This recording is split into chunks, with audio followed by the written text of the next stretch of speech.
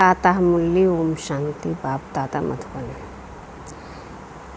मीठे बच्चे अमृत बेले उठ बाप की याद का घृत रोज डालो तो आत्मा रूपी ज्योति सदा जगी रहेगी। प्रश्न: कौन सा एक कर्तव्य बच्चों का है, बाप का नहीं? उत्तर: बच्चे कहते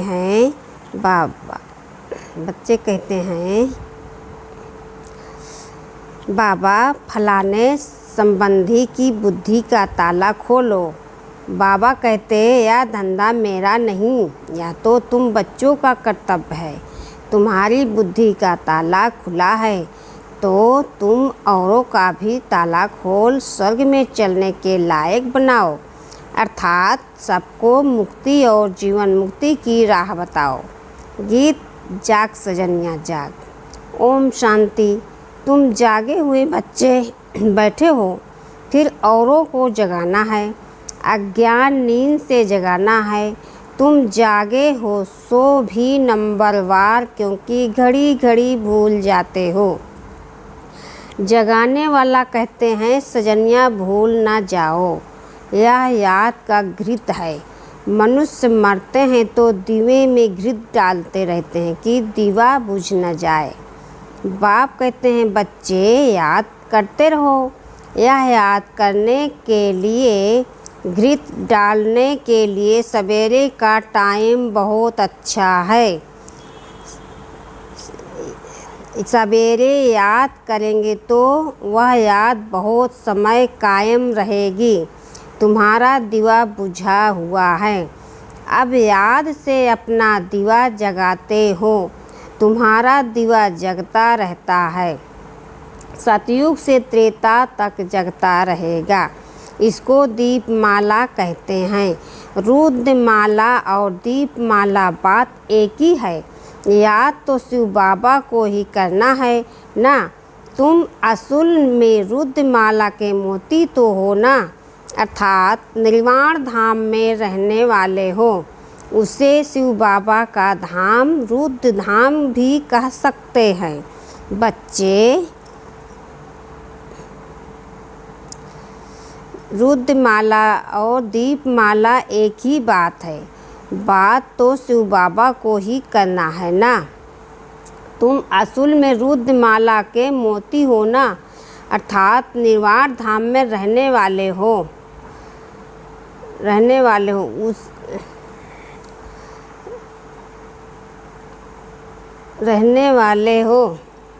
रुद्रमाला और दीपमाला बात है कि ये याद तो शिव बाबा की ही करना है ना। धाम कैसे कहते हैं बच्चे? जानते हैं बाबा के पास हमें जाना है। याद से दीपक जगता रह जाएगा। यह भी अज्ञात श्रेष्ठ मत मिलती है, गाया हुआ भी है। श्रीमत मिली थी तो श्रेष्ठ सत्य धर्म की स्थापना हुई थी।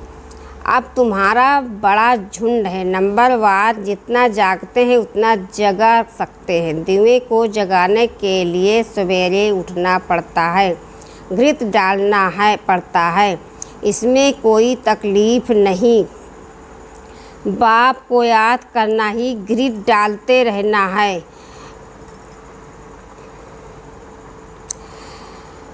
घृत डालते रहना है, इसमें कोई तकलीफ नहीं। बाप को याद करना यही घृत डालते रहना है। आत्मा पावन होती रहती है।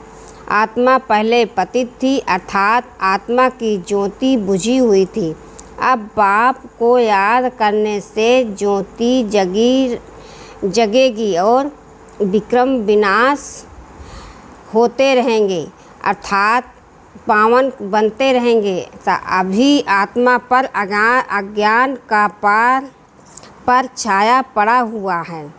बाप ही सबसे बड़ा सर्जन भी है। कोई स्थूल दवाई याद डालने के लिए नहीं देते हैं।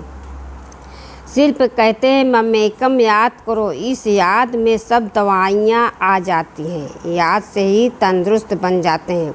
भविष्य जन्म जन्मांतर के लिए वो योग तो बहुत किस्म के सिखलाते हैं।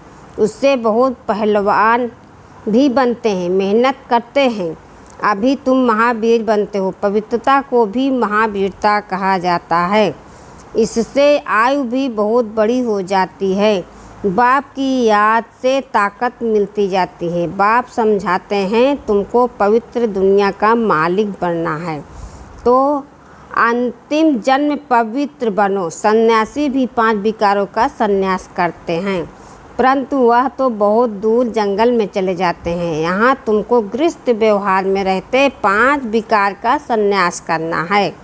तुम जानते हो इस संन्यास से प्राप्ति बहुत भारी है। उनको तो कुछ भी पता नहीं कि हमें मुक्ति मिलेगी व क्या होगा। पुनः जन्म तो उनको आना ही है, तुमको तो इस मृतलोक में आना ही नहीं है। तुमको जाना है अमरपुरी में। फर्क हो गया ना। भल सन्यासी लोग कितने भी हठयोग याद करें, फिर भी उन्हों को मृतलोक में रहना ही है। तुम बच्चों को इस मृतलोक से जाना है। अमरलोक में इसलिए मेहनत करनी पड़ती है। जिस मेहनत से वह डरते हैं, समझते हैं गृहस्थ व्यवहार में रह हम योगी नहीं बन सकते, उनको कुछ पता ही नहीं है संन्यास से क्या मिलेगा।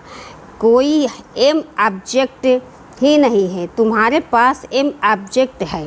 वो थोड़े ही कहेंगे हम नई दुनिया में जाएंगे, वह तो मुक्ति धाम में जाएंगे, परंतु उनको पता ही नहीं है। तुम तो रजाई में ऊंच पद पाने के लिए पुरुषार्थ करते हो। इसमें पुरुषार्थ पूरा करना है। आशीर्वाद व कृपा की बात ही नहीं है। ऐसे नहीं कि हमारे पति की बुद्धि का ताला खुले, आशीर्वाद करो। क्या हम सभी का ताला खोल देंगे? तुम बच्चे की बुद्धि का ताला खुल जाता है, फिर भी मेहनत तुमको करनी है। बाबा किसका ताला खोलते नहीं हैं। ड्रामानुसार जिन बच्चों को शूद्र से ब्राह्मण बनना है उन्हों को आना ही है। जिनका कल्प पहले ताला खुला होगा उनका ही खुलेगा। हाँ, शुभ चिंतन हो, राय दी जाती है। तरस तो पड़ता है ना कि यह भी साहूकार बन जाए, ताला खुले तो स्वर्ग में चले जाए, या भी स्वर्ग के मालिक बन जाए। यह तुम्हारा धंधा है, उनका है हद का संन्यास, तुम्हारा है बेहद का संन्यास। तुम बेहद का राज्य मांगते हो, वह बेहद की मुक्ति मांगते हैं। वह मुक्ति भी ऐसी है जैसे तुम्हारी जीवन मुक्ति है। हमेशा के लिए मुक्ति तो हो नहीं सकती, पुनः जन्म लेना ही है। बच्चे जानते हैं पहले जब वहाँ से आते हैं तो पुनः जन्म फिर भी अच्छा सतो प्रधान मिलता है, फिर रजो तमो में आ जाते हैं। तुम सबसे ऊंच बिरादरी के हो। पहले पहले यदि सनातन देवी देवता धर्म की बिरादरी है, फिर अनेक प्रकार के धर्म के स्थापन निकालते हैं, वह सब पीछे आने वाले हैं। तुम्हारी बुद्धि में यह सब बातें रहनी चाहिए। हम ब्राह्मण हैं, वह शूद्र हैं। हम शिक्षा पाकर तमो प्रधान से सतो प्रधान हो रहे हैं। कौन बनाते हैं? जो एवं सतो प्रधान है वह कभी रजो तमो में नहीं आते, हमको बना रहे हैं। हर एक को मेहनत करनी है। तुम्हारी मेहनत से ऑटोमेटिकली तुमको ही ऊंच पद मिलता है। हर एक अपनी राजधानी को संभालते हो। तुमको मदद देने वाला एक ही बेहद का बाप है। वह सहज युक्ति बताते हैं, इसका नाम ही है सहज राजयोग, जिससे देवी स्वराज मिलता है। स्व अर्थात आत्मा को ही राज मिलता है। आत्मा कहती है अभी तुम बेगरी शरीर में हैं, फिर प्रिंस का शरीर मिलेगा। तुम आत्माएं यहाँ बैठी हो, जिसके पास जाना है उसको ही याद करना है। गुरु लोग मंत्र देते रहते हैं, यहाँ बाबा का मंत्र कोई और देने वाला नहीं है। बाप एक ही मंत्र देते हैं, मैं तुम्हारा निराकार बाप हूँ, तुम्हारा टीचर भी हूँ, पतित पावन गुरु भी हूँ तो निराकार, यह भी निश्चय चाहिए। हमारा बाप पतित पावन निराकार ज्ञान का सागर है। राजयोग से हमको महाराजा महारानी बनाते हैं, बेहद का वर्षा देते हैं, 100% संपत्तिवान भव, आयुष्मान भव। देवताओं जितनी आयु कोई की नहीं होती, पुत्रवान भव। तुम्हारा कुल चलता है, तुम जानते हो वहाँ विकार हो नहीं सकता।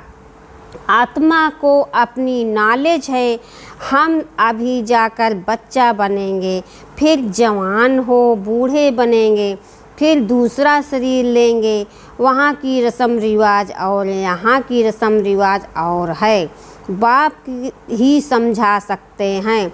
रोज़ कहते हैं बच्चों, जीव की आत्माओं जीव बिगड़ सुनाएंगे कैसे, यह याद रखना है। हम आत्माओं को परम पिता परमात्मा समझा रहे हैं, परंतु यह भी भूल जाता है। अभी तुम पेटिकल में बैठे हो, यह भी जानते हो जन्म जन्मांतर फालतू कथाएं सुनते आए हैं, कितनी गीताएं पुस्तक सुनते आए हैं। अभी है संगम युग, संगम युग का अर्थ ही है पुरानी दुनिया का आए हैं। अभी है संगम युग, संगम युग का अर्थ ही पुरानी दुनिया का विनाश, नई दुनिया की स्थापना। इसलिए इसको ऑस्पिशियस कल्याणकारी संगम युग कहा जाता है। संगम युग को भूलने से अपनी राजधानी को भूल जाते हैं। भूल तुम प्रदर्शनी आदि रखते हो, फिर भी कोई की बुद्धि में नहीं बैठता। इतना कहते हैं कि यहाँ ईश्वर को पाने की समझानी बहुत अच्छी है, बस यही नहीं समझते कि ईश्वर पढ़ाते हैं। कोई बिरले को निश्चय बैठता है जो कहते हैं कि बरोबर ठीक है।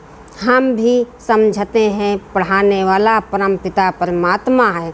जैसे भीष्म पितामह आदि ने पिछाड़ी में माना है कि परमात्मा इन्हों को पढ़ाते हैं, पिछाड़ी में यह ज्ञान आएगा। भल प्रदर्शनी में हजारों आते हैं, परंतु यह किसको भी समझ में नहीं आता कि तुमको निराकार परमपिता परमात्मा पढ़ाते हैं। कहते हैं यह बात हमको समझ में नहीं आती, निराकार कैसे पढ़ाएंगे। अच्छा, हम आकर समझेंगे, कहकर फिर आएंगे नहीं, ऐसे भी होते हैं। कितना तुम समझाते हो, चलो या हम तुमको स्वर्ग की बादशाही दें, तो भी मानते नहीं। सैम्पलिंग लगती है। बाप समझाते हैं तुमको भक्तों को समझाना सहज होगा। तुम सर्वव्यापी कहते हो तो पूछते क्यों हो, यह तो जड़ है, तुम तो चैतन्य हो, तुम बड़े हो गए ना। समझाना है बेहद का बाप तो एक ही है, उनकी ही महिमा है। वह मनुष्य सृष्टि का बीज रूप पतित पावन है। दुनिया पतित है, उनको पतित से पावन बनाने वाला एक ही बाप है। जरूर संगम पर ही आता होगा। अब आए हैं, कहते हैं मुझे याद करो तो तुम्हारे विक्रम विनाश होंगे। गीता में अक्षर है, परंतु कृष्ण का नाम लिखने से बुद्धि ठहरती नहीं है। तुम जानते हो यह ज्ञान है बहुत सहज, परंतु विघ्न पड़ते रहते हैं। मित्र संबंधी आदि सब विघ्न डालेंगे। हम इनको इस तरफ खींचते हैं वह फिर उस तरफ खींचते हैं, बड़ी जंजीरें में हैं। बाप समझाते हैं यह कैसे हो सकता है। शिव बाबा तो ज्ञान का सागर है, सुख का सागर है, कुछ तो किया होगा ना। स्वर्ग स्थापन करने वाला है। फिर सिर्फ कहता हूँ मेरे को याद करो। कृष्ण तो कह ना सके, समझाने के लिए बड़ी मेहनत चाहिए, थकना नहीं है। बहुतों से मेहनत पहुँचती नहीं है, बहाने बहुत लगाते हैं। बाबा कोई तकलीफ़ नहीं देते हैं। भल बच्चों को संभालो, भोजन बनाओ, सिर्फ बाबा की याद में रहो। अच्छा, दिन में टाइम नहीं मिलता है, अमृत बेले तो याद करो। कहते हैं राम सिमर प्रभात में मोरे मन, आत्मा कहती है प्रभात में अपने बाप को याद करो। बाबा भी यही कहते हैं, नींद भी टाइम पर करनी चाहिए, पूरा चार्ट रखना है, सवेरे उठ सकते हो। इस पर एक कहावत भी सिद्धि में है, सवेरे सोना सवेरे उठना, जल्दी सोना जल्दी उठना। अभी तुम अक्लमंद बनते हो, सारा चक्र बुद्धि में है, तुम्हें कोई भी दुख नहीं मिल सकता। कितना तुम साहों के साह बन जाते हो, पैसे की कभी कोई तकलीफ़ नहीं होती और हेल्दी भी बनते हो। यह सब गुण अभी तुम शिव बाबा से पाते हो। बरोबर तुम हेल्दी वेल्दी और हैप्पी बनते हो। यह भी तुम जानते हो होली दीपावली आदि यह सब अभी की बातें हैं, जो यादगार में आ जाती है तो सवेरे उठकर बाप को याद करना बड़ा अच्छा है। याद को बढ़ाते रहो। बच्चों ने गीत भी सुना, जागो और जगाओ। अज्ञान नींद से गृहस्थ व्यवहार में रहते किसको बाप का परिचय दो। वह फिर लिखें भी कि बाबा फलाने द्वारा हम आपको जान गए हैं, अभी तो हम आपके ही होकर रहेंगे, आपसे वर्षा ज़रूर लेंगे, आपके ही थे। ऐसी चिट्ठी आवे तब सर्विस का साबुत मिले, पत्र देख बाबा खुश होंगे, बाकी सिर्फ क्लास से ही होकर आना, यह तो पुरानी चाल हो गई। जैसे और सत्संगों में नियम से जाते हैं, तुमको तो एक एक को अच्छी रीत समझाना है। यह बहुत अच्छी पढ़ाई है। यह ज्ञान सागर से कितनी अच्छी नॉलेज मिलती है। मेहनत चाहिए समझाने की। अच्छा, मीठे मीठे शकील दे बच्चों प्रति माता पिता बाप दादा का याद प्यार और गुड मॉर्निंग। रूहानी बाप की रूहानी बच्चों को नमस्ते। धारणा के लिए मुख्य सार। पहला पॉइंट, याद का अभ्यास बढ़ाना है। इस यात्रा में कभी थकना व बहाना नहीं देना है। याद का पूरा चार्ट रखना है। भोजन भी शिव बाबा की याद में बनाना व खाना है। दूसरा पॉइंट, बुद्धि से बेहद का संन्यास करना है। इस छीछी दुनिया को बुद्धि से त्याग देना है। बाप द्वारा जो मंत्र मिला है वही सबको देना है। जगे हैं तो जगाना भी है। वरदान, हर सेकंड हर कदम श्रीमत पर एक्यूरेट चलने वाले ईमानदार वफादार भव। हर कर्म में श्रीमत के इशारे प्रमाण चलने वाली आत्मा को ही ऑनेस्ट अर्थात ईमानदार और वफादार कहा जाता है। ब्राह्मण जन्म मिलते ही दिव्य बुद्धि में बाप दादा ने जो श्रीमत भर दी है, ऑनेस्ट आत्मा हर सेकंड हर कदम भी प्रमाण एक्यूरेट चलती रहती है। जैसे साइंस की शक्ति द्वारा कई चीज़ें इशारे से ऑटोमेटिकली चलती है। चलाना भी पड़ता, चाहे लाइट द्वारा चाहे वाइब्रेशन द्वारा। स्विच ऑन किया और चलता रहता है। ऐसे ही ऑनेस्ट आत्मा साइलेंस की शक्ति द्वारा सदा और स्वतः चलते रहते हैं।